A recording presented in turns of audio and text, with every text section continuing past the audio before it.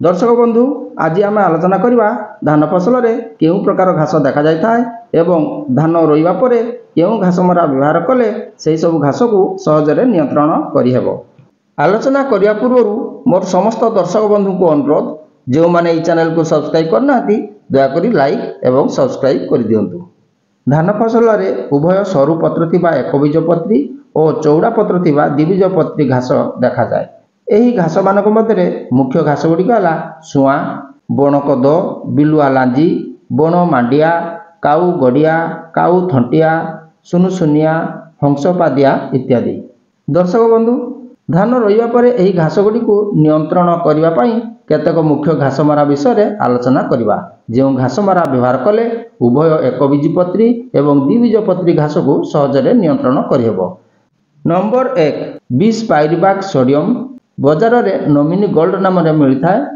रुआ धान में रोइबार 20 दिन पर एकर प्रति 80 मिलीलीटर 200 लिटर पानी मिसाई सिंचन करा जाए।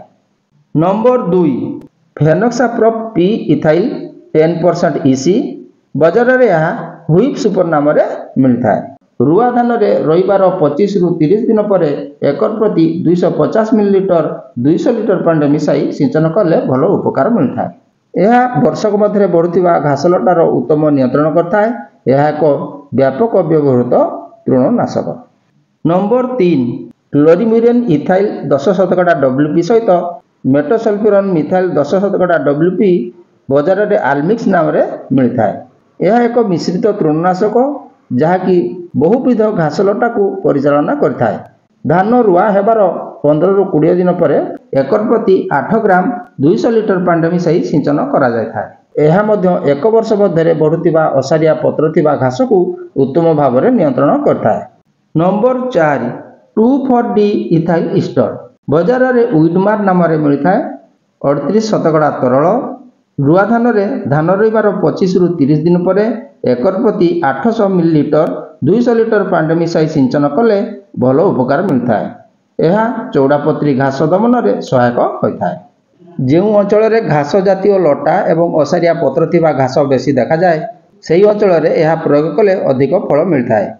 यह बिलाती दल और हंसपादिया आदि घास को नियंत्रण करता है। यही तृणकुमारी प्रयोग करने पूर्व जमीर जल निष्कासन करने उचित एवं किछि दिन पर आवश्यक पड़े जमी जलसेचन करने उचित। नंबर 5 कपर सल्फेट बा तुतिया जदि धान क्यारी रे नील बा आल्गी माड़ी जाए किंबा पानी रे भासु थाए ताहले कपर सल्फेट बा तुतिया को ठिया पानी थिबा धान बिल रे प्रयोग करने उचित। नंबर 6 प्रिटिलाक्लोर 50% EC बजार में यह रेफिट, क्रेज, इरेज, प्रेटिहर्ब इत्यादि नाम मिलता है। धान रुआ हेबार 3 रु 7 दिन मध्य एकर प्रति 600 मिलीलीटर को 200 लिटर पानी मिसाई सिंचन करा जाए। यही तृणकुमारी अनेक गुड़िया वर्षक भितर बढ़ुवा घास एवं असारिया पत्र थिबा द्विबीजपत्री घास लटा को नियंत्रण करता है। रुआ धान में प्रिटिलाक्लोर पकाई सारी जदि कौन सी घास लटा बिल में देखा जाए तेज घास उठार परवर्ती तृणकुमारी यथा आलमिक्स, पाइराजोसल्फ्यूरान, साइहालोफॉप ब्यूटाइल किंबा फेनोक्साप्रोप पी इथाइल तृणकारी प्रयोग कले घास लटा भल नियंत्रण होता है। नंबर 7 पाइराजोसल्फ्यूरान 10% WP यह बजार में साथी नाम मिलता है। धान रुआ हेबार 8 रु 10 दिन मध्य यह प्रयोग करा जाए। एकर पिछा 80 ग्राम व्यवहार करा जाए।